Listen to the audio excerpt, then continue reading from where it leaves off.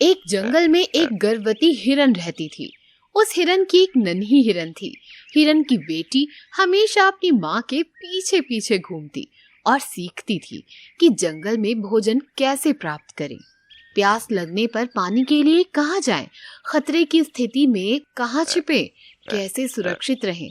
ऐसी कई बातें सीखते माँ और बेटी जंगल भर में सैर करते थे। एक दिन गर्भवती स्त्री और उसकी बेटी हरे भरे मैदान में घास चर रहे थे कि तभी एक लोमड़ी उनके सामने आ गया। लोमड़ ने हिरन से कहा, क्या बात है, लगता है माँ और बेटी साथ घूमने निकले हैं। अरे तुम्हारी बेटी तो बड़ी हो गई है। लोमड़ को देखकर हिरन की बेटी डर के मारे कांपने लगी और अपनी माँ के पीछे जाकर छिप गई। अपनी बेटी की घबराहट को समझकर मादा हिरन बोली, अरे बेटी डर क्यों रही हो, ये हमारे लोमड़ दादा हैं। कुछ नहीं चाचा, आपको पहली बार देख रही है इसलिए थोड़ा डर रही है। कैसे हो चाचा, आजकल जंगल में नहीं दिखते, क्या आप कहीं गए हुए थे? तब लोमड़ ने कहा, मेरी नाती की शादी पास वाले जंगल में हुई थी तो वहीं से लौट रहा हूँ। तुम बताओ, क्या अभी तुम्हारा पति काम के सिलसिले में बाहर रहता है या तुम्हें भी कुछ समय देता है? आप मेरे पापा के बारे में ऐसे क्यों कह रहे हो? वो तो बहुत अच्छे हैं। उस मासूम की प्यारी बातें सुनकर मुस्कुराते हुए लोमड़ ने जवाब दिया, अरे वाह, हमारी बिटिया को तो बातें आती हैं। ठीक है बेटा, कुछ नहीं कहूँगा, वैसे मैं तो मजाक कर रहा था।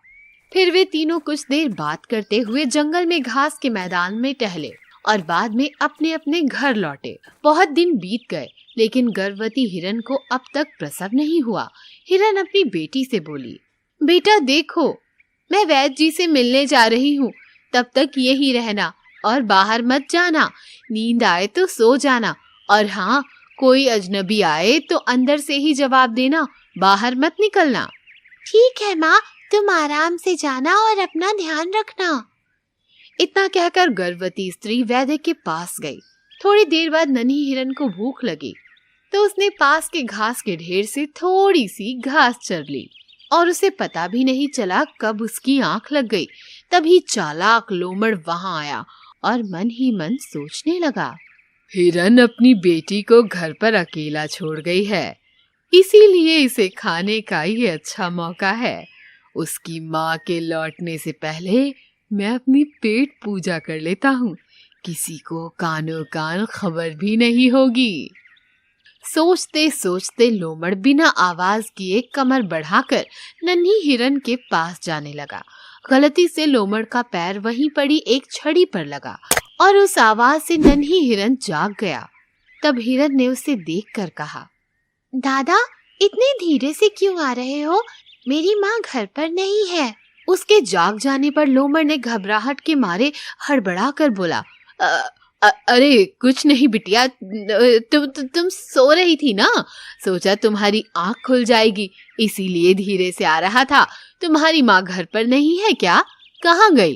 कितनी देर हो गई उसे गए हुए? माँ वैद्य जी के पास गई है, बहुत देर हो गई और मुझे पता ही नहीं चला कि कब मेरी आंख लग गई। ठीक है, मैं उस अस्पताल की तरफ ही जा रहा हूँ।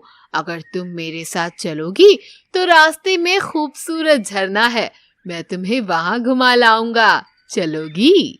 मासूम नन्ही हिरन ने सोचा कि लोमड़ तो अपने दादाजी के समान है। बिना कुछ सोचे समझे वो लोमड़ के साथ जाने के लिए मान गई। दुष्ट लोमड़ नन्ही हिरन को दूर ले गया। दोनों जंगल के एक सुनसान जगह पर जा पहुंचे। आसपास कोई नहीं था। उस लोमड़ ने मौके का फायदा उठाया और नन्ही हिरन को मार गिराया। तभी सो रही नन्ही हिरन घबरा कर उठ गई। उसने जाना कि ये उसका सपना था। इतने में गर्भवती हिरन के साथ लोमड़ भी आ गया। जैसे ही नन्ही हिरन ने लोमड़ को देखा, वो कांप उठी। क्या हुआ मेरी बिटिया को? दादाजी से इतना क्यों डर रही है? मैंने सपने में देखा कि दादाजी मुझे अपने साथ जंगल ले गए और उन्होंने मुझे खा लिया। देखो, हमारे जंगल में हर तरह के जानवर मिलजुल कर रहते हैं। हमारे जंगल में एक दूसरे को मारने और खाने की प्रथा नहीं है। हो सकता है कि तुमने हम लोमड़ियों के बारे में गलत कहानियां सुनी हो, इसीलिए तुम्हें नींद में भी ऐसे ही सपने आते हैं।